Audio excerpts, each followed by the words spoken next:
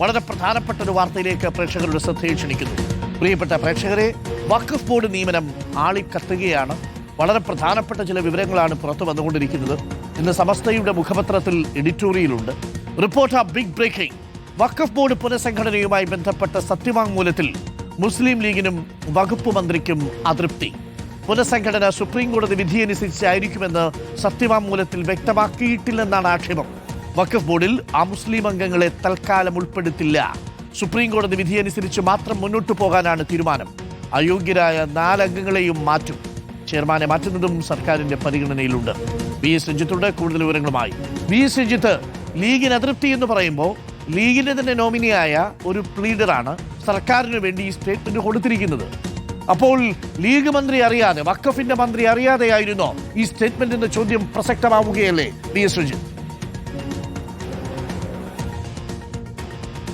ഡോക്ടറിന് വളരെ പ്രസക്തമായ ചോദ്യമാണ്. കാരണം വകുപ്പ് മന്ത്രി ഈ സ്റ്റേറ്റ്മെന്റുമായി ബന്ധപ്പെട്ട് ഒരു മറുപടി പറയാൻ ഇതുവരെ തയ്യാറായിട്ടില്ല എന്നുള്ളത്. പരസ്യമായ ഒരു പ്രതികരണത്തിന് അദ്ദേഹം ഇതുവരെ തയ്യാറായിട്ടില്ല. ആ സ്റ്റേറ്റ്മെന്റ് ഓൺ ചെയ്യാൻ, അതിന്റെ ഉത്തരവാദിത്തം ഏറ്റെടുക്കാനും അദ്ദേഹം തയ്യാറായിട്ടില്ല. അതിന്റെ പ്രധാനപ്പെട്ട കാരണം അദ്ദേഹം ഉദ്ദേശിക്കുന്ന തരത്തിലല്ല ആ സ്റ്റേറ്റ്മെന്റിന്റെ ഇമ്പാക്റ്റ് പുറത്തു വന്നിരിക്കുന്നത് എന്നുള്ളതാണ്. കാരണം വഖഫിന്റെ പുനഃസംഘടന ഇപ്പോൾ സർക്കാർ ആഗ്രഹിക്കുന്നുണ്ട്. അതിന്റെ കാരണം വഖഫ് ചെയർമാനെ മാറ്റാനും അയോഗ്യരായ ഉമർ ഫൈസി മുക്കം ഉൾപ്പെടെയുള്ള ആളുകൾ, അയോഗ്യരെന്ന് ആക്ഷേപിക്കപ്പെടുന്ന 4 പേരെയും മാറ്റുക എന്നുള്ളതാണ് സർക്കാർ ഉദ്ദേശിച്ചത്. പക്ഷേ സർക്കാർ ഉദ്ദേശിച്ചതിനപ്പുറത്തേക്ക് അവിടെ ഒരു ഹർജി കൂടി ഉണ്ടായിരുന്നു. അത് 2 അമുസ്ലിം അംഗങ്ങളെ നിയമിക്കണം എന്ന ഷോൺ ജോർജിന്റെ ഹർജിയായിരുന്നു. ആ ഹർജിക്ക് പ്രത്യേകമായി മറുപടി കൊടുക്കാതെ 4 ഹർജിക്കും ഒരൊറ്റ മറുപടി കൊടുക്കുകയും ആ മറുപടി സെക്ഷൻ 14 പ്രകാരം, ഉമീദ് ആക്ടിന്റെ സെക്ഷൻ 14 പ്രകാരം എല്ലാ വിധത്തിലുമുള്ള ഹർജികളും പരിഗണിച്ചുകൊണ്ട് മാറ്റം വരുത്താം, പുനഃസംഘടനയ്ക്ക് തയ്യാറാണ് എന്നുള്ളതാണ്. സ്വാഭാവികമായിട്ടും അത് വായിക്കപ്പെടുക അമുസ്ലിം അംഗങ്ങളെ ഉൾപ്പെടുത്തിക്കൊണ്ടൊരു പുനഃസംഘടനയ്ക്ക് തയ്യാറാണ് എന്നുള്ളതാണ്. അവിടെ ലീഗിന്റെയും വഖഫ് മന്ത്രിയുടെയും ഒക്കെ നിലപാടെന്ന് പറയുന്നത് സുപ്രീം കോടതി വിധി അനുസരിച്ച്, ഇപ്പൊ സുപ്രീം കോടതിയിൽ പോയിരിക്കുന്നത് മുസ്ലിം ലീഗ് തന്നെയാണ്. ആ ലീഗ് പോയിരിക്കുന്ന ഹർജിയിൽ സുപ്രീം കോടതി എന്ത് വിധി പറയുന്നോ അതിനനുസരിച്ച് മാറ്റം വരുത്താമെന്നുള്ളതാണ് വകുപ്പിന്റെ നിലപാട്. ആ നിലപാട് ആ സ്റ്റേറ്റ്മെന്റിൽ വ്യക്തമാക്കിയിട്ടില്ല എന്നുള്ളതാണ് അതിൽ പറയുന്നത്. അതിൽ വകുപ്പ് മന്ത്രിക്ക് കിട്ടിയിരിക്കുന്ന വിശദീകരണം എന്ന് പറയുന്നത് സെക്ഷൻ 14 സുപ്രീം കോടതിയുടെ പരിഗണനയിലാണ്.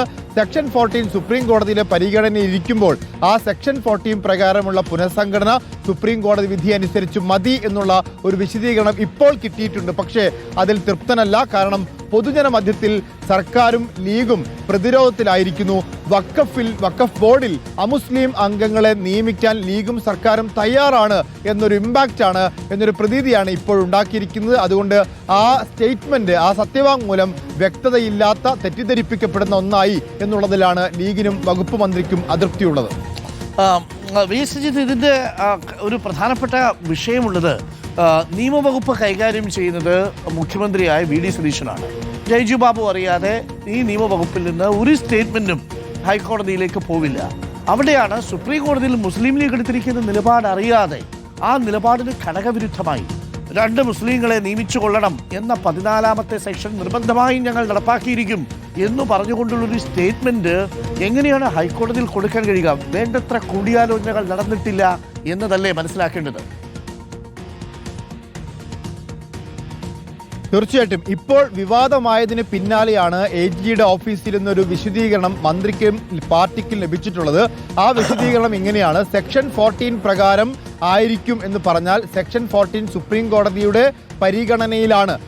സെക്ഷൻ 40 മാറ്റം വരുത്തുന്നതിനായി ലീഗ് ഉൾപ്പെടെ സുപ്രീം കോടതിയിൽ പോയ പശ്ചാത്തലത്തിൽ ആ സെക്ഷൻ 14 സുപ്രീം കോടതിയുടെ പരിഗണനയിലാണ് എന്നുള്ളത് ഇന്നേറ്റ് ആയിട്ടുള്ളൊരു കാര്യമാണ്. ആ കാര്യം പ്രത്യേകം എടുത്തു പറയേണ്ടതില്ല എന്നുള്ളതാണ്. പക്ഷേ ഒരു ലേമാനെ സംബന്ധിച്ച്, ഒരുപക്ഷെ ഒരു ലോ ഒബീഡിയൻ്റ് ആയ ലോമാനെ സംബന്ധിച്ച് ഇത് വ്യക്തമായിരിക്കാം. പക്ഷേ സാധാരണക്കാരനെ സംബന്ധിച്ച് അതിൽ വളരെ കൃത്യമാണ്.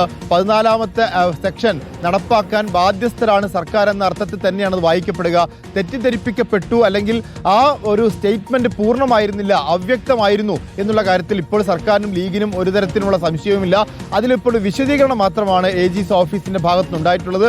ആ വിശദീകരണം നൽകുന്നതിന് മുൻപ് ഇത്തരത്തിൽ ഈ 4 ഹർജികൾ പരിഗണിക്കുമ്പോൾ 4 വ്യത്യസ്തമായ മറുപടികൾ കൊടുക്കാമായിരുന്നു. കാരണം ഈ ഷോൺ ജോർജിന്റെ ഹർജിയൊന്നും നിലനിൽക്കുന്നതല്ല എന്നുള്ളതാണ് AG ഓഫീസിന്റെ വാദം. അങ്ങനെയാണെങ്കിൽ ഷോൺ ജോർജിന്റെ ഹർജിക്ക് പ്രത്യേകമായിട്ടുള്ള ഒരു മറുപടി കൊടുക്കുകയും ഷിയ വിഭാഗത്തിന്റെ ഹർജിക്കും അതുപോലെ തന്നെ ക്രിസ്ത്യൻ അസോസിയേഷന്റെ ഹർജിക്കുമൊക്കെ പ്രത്യേകമായ മറുപടികൾ കൊടുത്തിരുന്നെങ്കിൽ ഈ ഒരു ആശയക്കുഴപ്പം ഇവിടെ നിലനിൽക്കില്ലായിരുന്നു എന്നുള്ളതാണ് മന്ത്രിയുടെ ഓഫീസിന്റെയും അതുപോലെ ലീഗിന്റെയും ഒക്കെ ഒരു അവരുടെ മറുപടി എന്ന് പറയുന്നത്. പക്ഷേ അതിനിപ്പോൾ AG's ഓഫീസ് മറുപടി കൊടുത്തിരിക്കുന്നത് സെക്ഷൻ 14 പ്രകാരം എന്ന് പറഞ്ഞാൽ സെക്ഷൻ 14 സുപ്രീം കോടതിയുടെ പരിഗണനയിലുള്ള കാര്യമാണ്. അതുകൊണ്ട് സുപ്രീം കോടതിയുടെ അന്തിമ വിധിക്കനുസരിച്ച് മാത്രം സെക്ഷൻ 14 പൂർണ്ണമായി നടപ്പാക്കിയാൽ മതി എന്നുള്ള ഒരു വിശദീകരണമാണ്. അത് ഈ സംഭവം വിവാദമായതിനു ശേഷം കൊടുത്ത വിശദീകരണമാണ്.